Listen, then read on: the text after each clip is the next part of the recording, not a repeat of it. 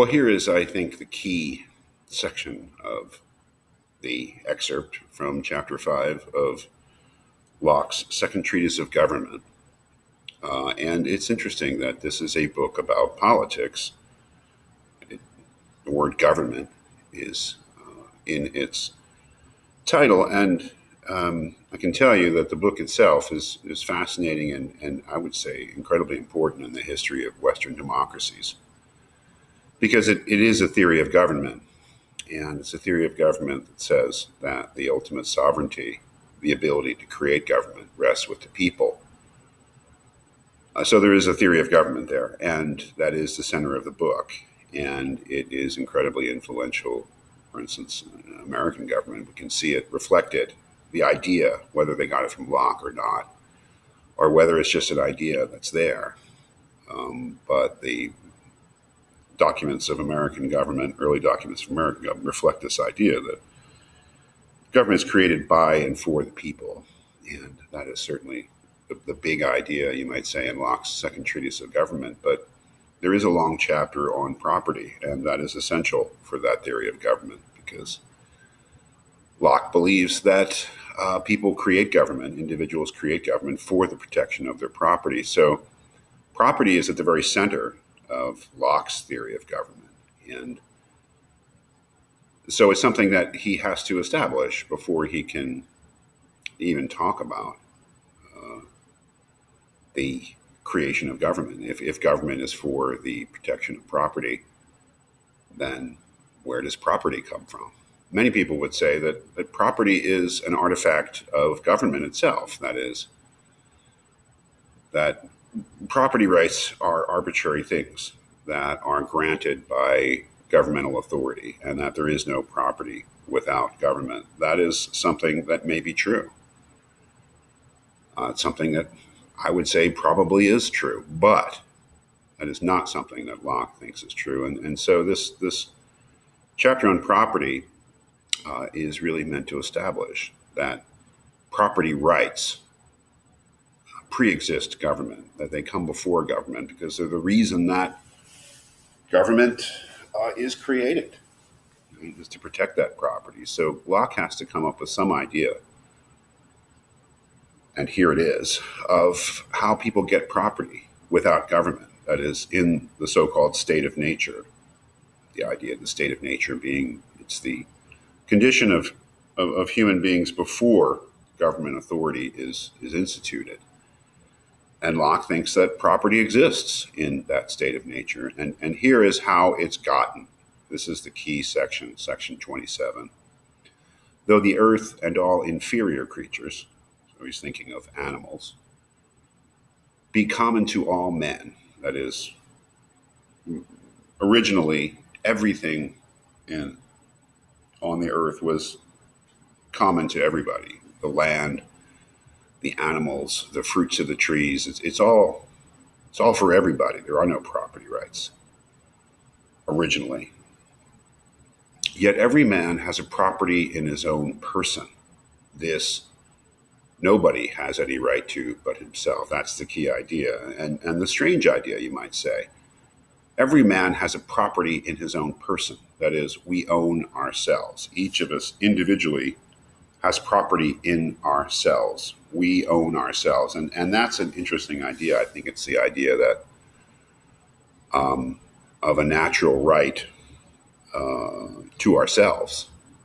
Think about it. I mean, let's say with reference to our own bodies, that we have a domain over our own bodies, and it's an exclusive domain. No one else can touch us without our consent. No one else can take away our freedom without just cause, things like that. We own ourselves. That's the key assumption here, is that we own ourselves. This nobody has any right to but himself. So we start with that premise that we own ourselves, that everybody has a property in their own person. The labor of his body, that is, the work we do, the things we do, and the work of his hands, we may say, are properly his. So if I own myself, then I also own my own labor. That is, the activities of my body, which I own. I also own those activities. Whatsoever then he removes out of the state that nature hath provided and left it in, he hath mixed his labor with and joined to it something that is his own. That is, I own myself, and therefore I own the labor of my body. And then when I do something in the world, I attach part of myself to that thing. So he says, whatsoever then he removes out of the state of that nature hath provided and left it in, he hath mixed his labor with and joined to it something that is his own, and thereby makes it his property. And that's the key idea, is that we own ourselves, therefore we own our labor, therefore we own anything that we mix our labor with. And that is a metaphor, right? The idea that when I work on anything in the world, I mix my labor with it and therefore add to it something of myself. And if I own myself, I own the thing that part of myself is in, if you're following.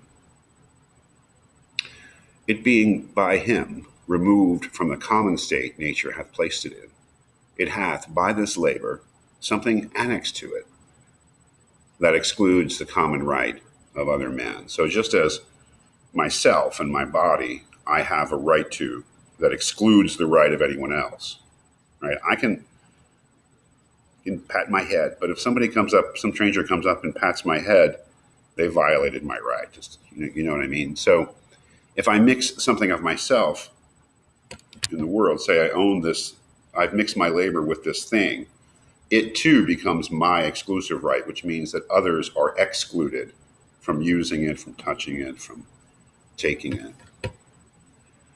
It hath by this labor something annexed to it, something added to it, that excludes the common right of other men.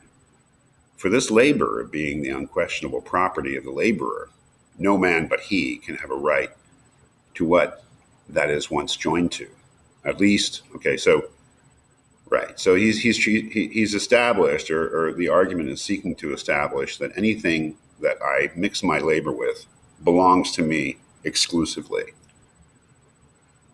which means that it excludes anyone else using it or having it. It now has a special relationship with me because part of me is in it, and my right over myself is now extended to that thing that I've mixed my labor with.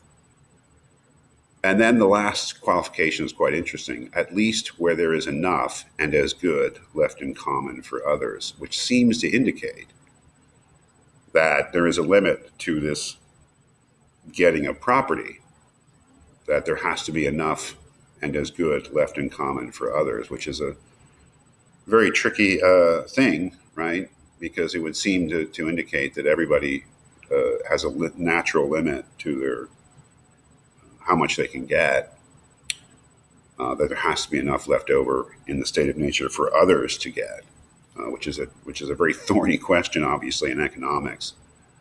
And interesting that he puts that limit, which he kind of goes back on later on, but we don't really have time to go too much into that. But here's the basic idea. This is an incredibly important section of the reading because it is Locke's basic fundamental theory of property, let's say, which is the theory of how an individual can come to own things. I'm not saying that it's obviously right, but it's brilliant in itself, and it is incredibly influential in terms of how we think of the foundations of private property.